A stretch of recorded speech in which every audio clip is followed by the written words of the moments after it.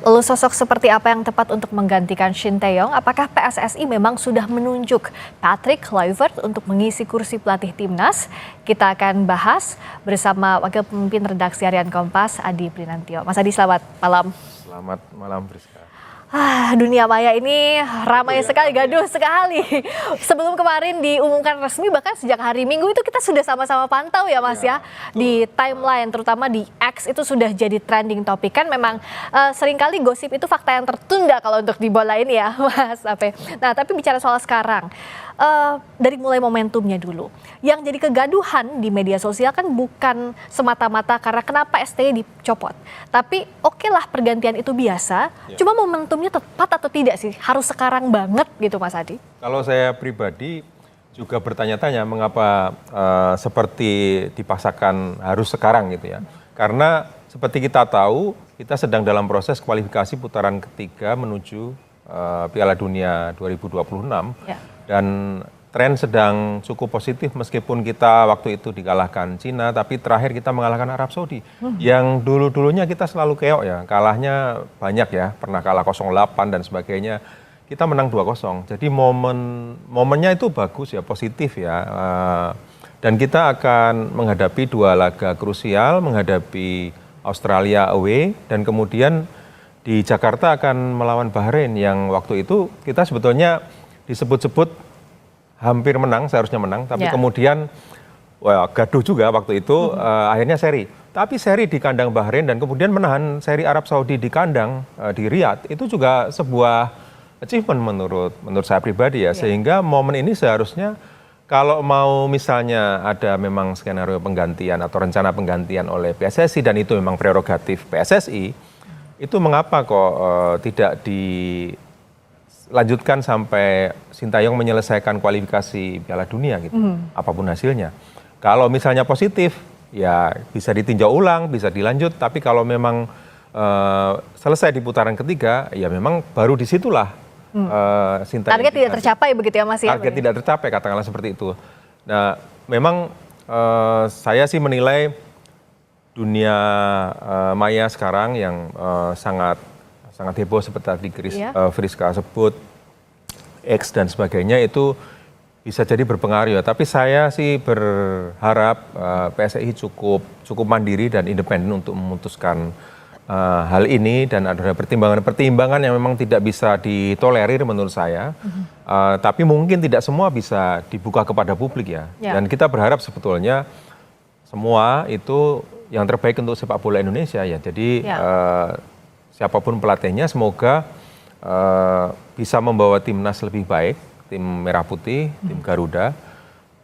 Meskipun kita bertanya-tanya mengapa harus sekarang Shin Tae-yong diganti karena he already do a lot ya for our national team menurut kita semua dalam pandangan saya juga setidaknya melakukan permajaan tim di beberapa kesempatan dan kemudian menangani fisik pemain yang mungkin kontroversial juga, tapi seperti itulah karena memang bahan baku dari pemain kita sendiri mungkin kurang bagus karena kualitas kompetisi domestik yang belum optimal dan itu juga PR menurut saya. Jadi timnas memang seharusnya produk dari kompetisi nasional yang berkualitas. Kalau kompetisi kita masih belum optimal, rasanya PSSI juga jangan menanggalkan kerjaan itu. Kalau itu tidak diprioritaskan, maka kita akan terus pusing dengan siapa pelatih yang ideal. Karena bukan itu saja ya Mas ya. Betul. Nah kalau bicara soal apa yang terjadi di ruang ganti, ini kan sering atau bahkan kita mendengarnya jadi narasi alasan digantinya Shin Tae-yong. Kalau PSSI bilang bahwa ada masalah strategi, komunikasi, dan program. Nah kalau Kompas membaca bagaimana dinamika di ruang ganti dan dinamika dalam timnas ini, apakah se-urgent itu untuk mengganti Shin Tae-yong? Ya memang kalau kita mengamati Shin Tae-yong memang selama ini masih menggunakan bahasa Korea gitu dan itu terjadi berlangsung sejak 2021 ya. Artinya kalau kita hitung sampai 2024 sudah mencapai 3 tahun. Dan selama 3 tahun itu ada beberapa pencapaian yang menurut saya cukup krusial. Dengan Vietnam kuda hitam baru di Asia Tenggara, yang dimana kita sebelumnya sering kalah. Di era Sintayong beberapa kali kita menang, meskipun dengan 1-0. Ya. Meskipun di terakhir di kejuaraan ASEAN kita kalah. Tapi beberapa kali di laga krusial dan kompetitif itu kita mengalahkan Vietnam. Ya. Lalu catatan saya pribadi adalah ketika fisik dibenahi, pemain kita tidak melempem atau tidak berkurang performanya di menit-menit krusial seperti menit 70.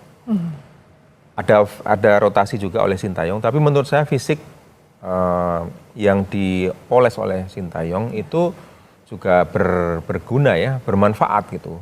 Dan itu di laga-laga penting sangat berperan. Lalu yang ketiga meremajakan tim ya. Jadi di AFF 2020 misalnya itu kita bermain dengan rata-rata usia 23,8 tahun. Sementara di penampilan sebelum-sebelumnya itu rata-rata 25 tahun. Jadi menurut saya perencanaan Sintayong itu untuk jangka panjang itu sebetulnya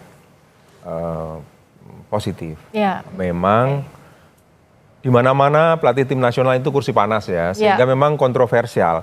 Sedikit saja tidak sesuai begitu ya. Sedikit saja tidak sesuai ekspektasi, pasti catatannya panjang. Ya. Omelannya panjang, tapi sebetulnya dia sudah berbuat yang terbaik, itu gampang terhapus, gitu. Gampang terhapus. Nah itu memang siapapun yang menjadi pelatih tim nasional pasti juga akan mengalami hal itu. Kita juga ingat bahwa Luis Felipe Scolari dulu juga diminta melatih Chelsea juga nggak betah. Jadi banyak pengalaman itu memang kursi panas lah kalau bicara soal pelatih timnas. Nah, kalau apa kata PSSI, anggota Exco PSSI Resi Nulingga menyebut bahwa penggantian STI ini karena PSSI ingin memiliki tim kepelatihan yang memiliki leadership dan kemampuan teknis. Arya menyebut calon pengganti STI juga calon asisten pelatihnya merupakan sosok level tinggi di sepak bola Belanda. Kita ikuti.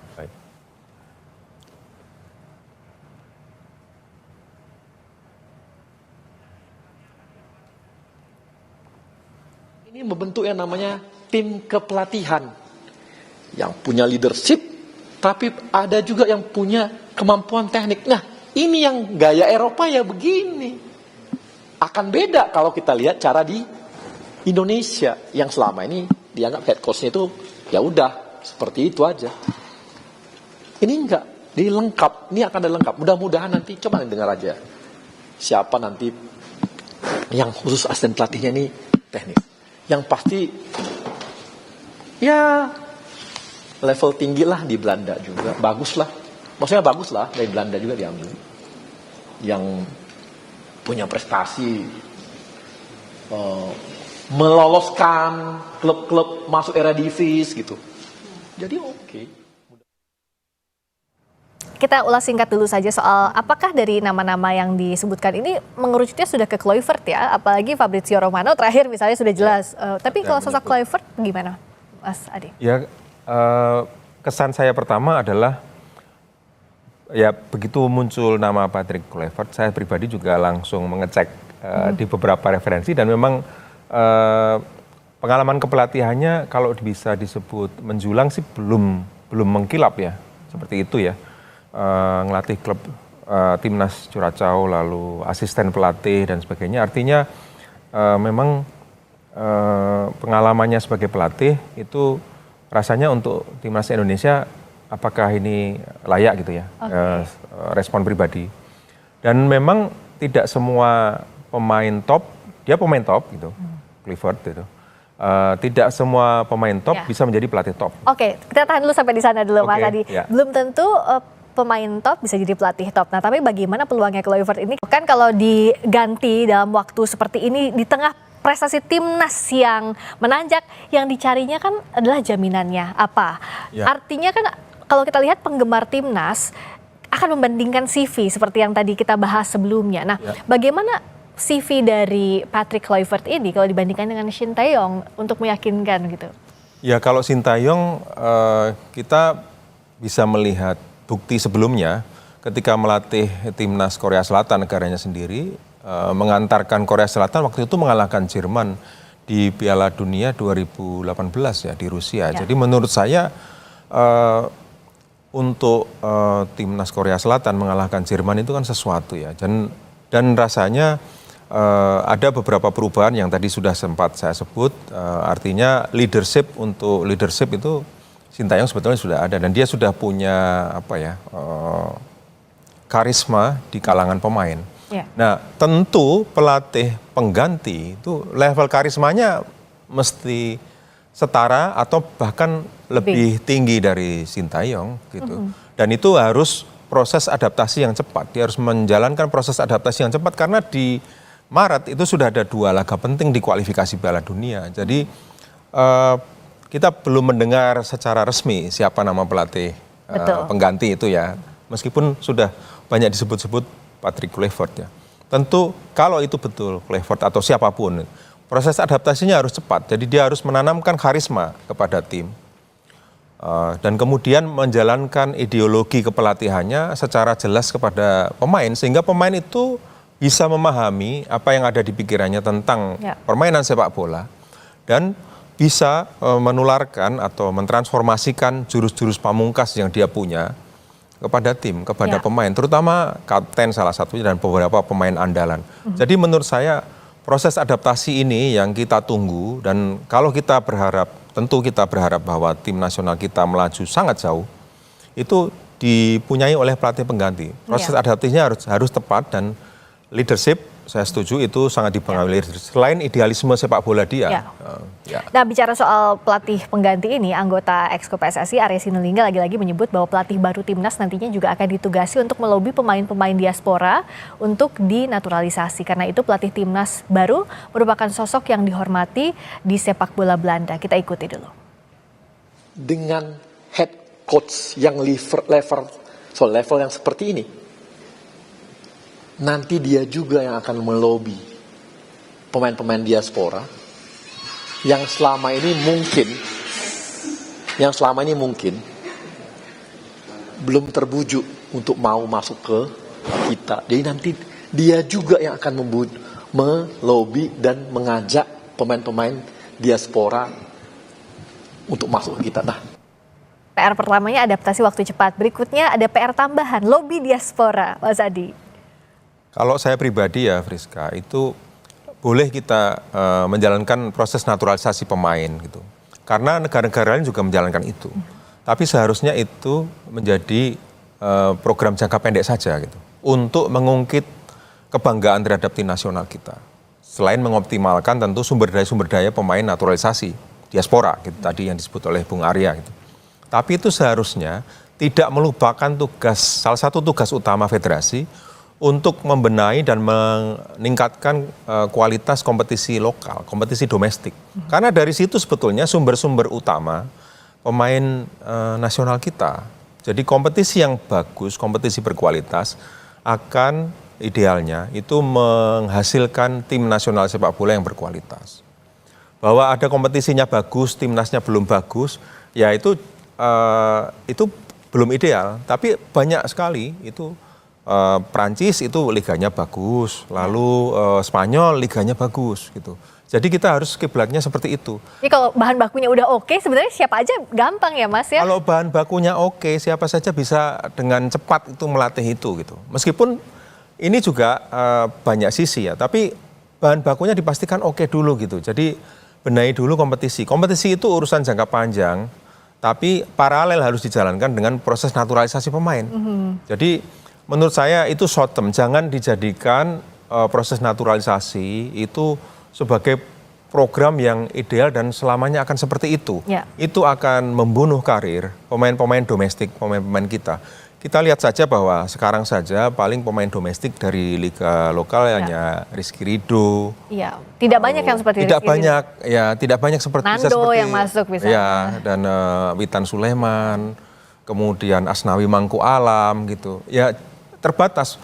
Karena memang level kompetisi kita nomor 25 dari 47 liga sepak bola di Asia. Tengahnya di bawah itu. Harus ada target menurut saya, masuk 20 besar atau bahkan masuk 15 besar gitu. Dan itu harus terprogram menurut saya. Jadi itu adalah sumber bahan baku paling ideal. Kalau mau dipoles atau diramu dengan pemain naturalisasi oke, tapi jangan sampai itu menjadi proyek ideal yang terus sama seperti itu karena akan membunuh karir dari pemain-pemain Nah, selain tadi domestik ya, kita. seperti yang Mas Adi katakan harus ada jangka panjangnya jelas. Apa yang harus dikejar PSSI sekarang dari kacamata tengah-tengah ya? Kalau bisa ditanya PSSI pasti ini adalah langkah yang paling betul begitu. Tapi begitu pula jangan sebaliknya bahwa ini keputusan yang salah. Nah, tapi kalau dari kacamata tengah-tengahnya Mas Adi, apa yang harus jadi catatan besar agar federasi ini bisa mengejar target? Singkat saja. Ya, yang utama optimalkan tim nasional ketika sedang berjuang. Jadi kita berharap bahwa pelatih timnas benar-benar qualified. Kita percaya pada PSSI bahwa prosesnya berkualitas. Tapi yang jangan juga dilupakan adalah pembinaan sepak bola nasional dengan meningkatkan kualitas kompetisi domestik. Ya, pembinaan sepak bola nasional itu ya Mas ya harusnya yang dikejar. Saya bold and underline. Ya, bold and underline untuk kita pembinaan sepak bola nasional agar kita punya bahan baku yang bagus untuk mencari timnas yang bisa memperkuat Indonesia. Terima kasih. Mas Adi Prinantio, Wakil Redaksi Harian Kompas telah bergabung di Sapa Indonesia Malam.